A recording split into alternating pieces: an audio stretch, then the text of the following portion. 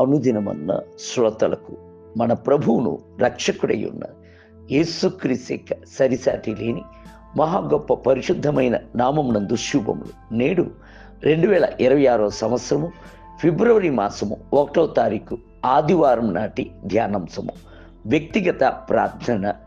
Marks వార్త 1వ అధ్యాయము 35వ వచనమందు యేసు పెందల కాడనే లేచి ఇంకను చాలా చీకటి ఉండగానే బయలుదేరి అరణ్య ప్రదేశం వెళ్ళి అక్కడ ప్రార్థన చేయుచుండేది. మీకు వ్యక్తిగత ప్రార్థన అవసరం. మీకు లోతైన వ్యక్తిగత సంబంధము దేవునితో ఉండవలెను. మీకు క్రీస్తుతో అత్యంతమైన సన్నిహిత సహవాసం ఉండవలెను. కాబట్టి ఈ నెల నుండి మీ వ్యక్తిగత ప్రార్థన సమయాన్ని పెంచుకోవడానికి తీర్మానించుడి. యేసు క్రీస్తునకు కూడాను వ్యక్తిగత ప్రార్థన అవసరమై ఉండేను. తండ్రితో ఏకాంతమునందు మాట్లాడటకు కోరుకొనెను. గుంపులో నుండి తన్ను తాను ప్రత్యేకపరచుకొని జనసమూహం నుండి దూరముగా వెళ్ళి మరియు తన ప్రియమైన శిష్యులను కూడాను వెనుక వదిలిపెట్టి వెళ్ళాను. ఆయన ఏకాంత ప్రదేశం వెళ్ళి తెల్లవారుజామున ప్రార్థించాను. బైబిల్ గ్రంథము సెలవిచ్చుచున్నది. అయితే ఆయన్ను గూర్చిన సమాచారము మరి ఎక్కువగా వ్యాపించెను. బహు జనసమూహములు ఆయన మాట వినుటకును తమ రోగములను కుదుర్చుకుంటకును కూడి వచ్చుచుండేది.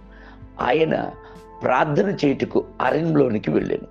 లూకాసు వార్త 5వ అధ్యాయము 15 నుండి 16 వచనం.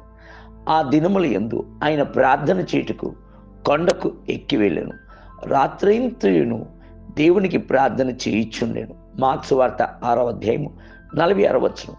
మరలా మనము ఇలా చదువుచున్నాము. వెంటనే ఆ జనసమూహమును తాను పంపివేయినంతలో తన శిష్యులు దోణి ఎక్కి తనకంటే ముందుగా అద్దరికి వెళ్ళవాలని ఆయన వారిని బలవంతము చేశాను.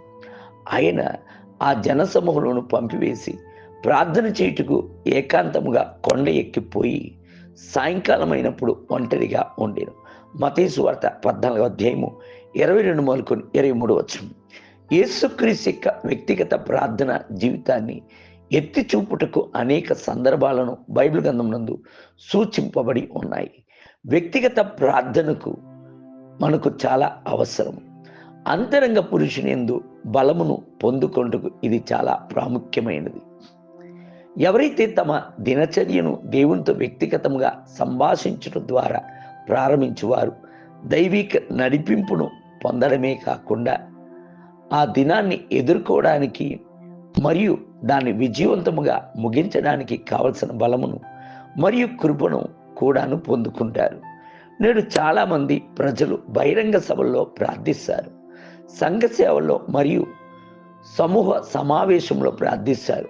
అయినప్పటికీ వారు దేవునితో వ్యక్తిగత సహవాసంలో ఆనందంగాను మరియు లోతుగాను ప్రార్థించడానికి కష్టపడుచు ఉంటారు.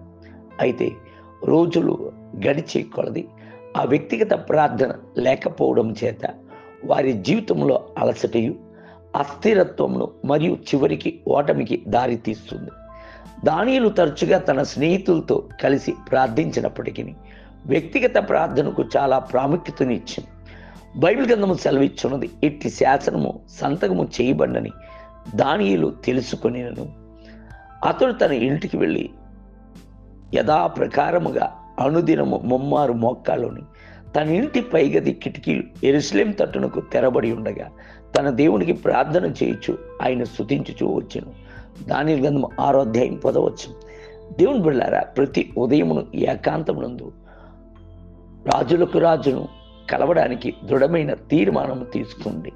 నేటి ధ్యానమునకి ఉదయమునకు నీవు సిద్ధపడి ఉదయమున సినాయి కొండ ఎక్కి అక్కడ శిఖరం మీద నా సన్నిధిని నిలిచి ఉండవలెను.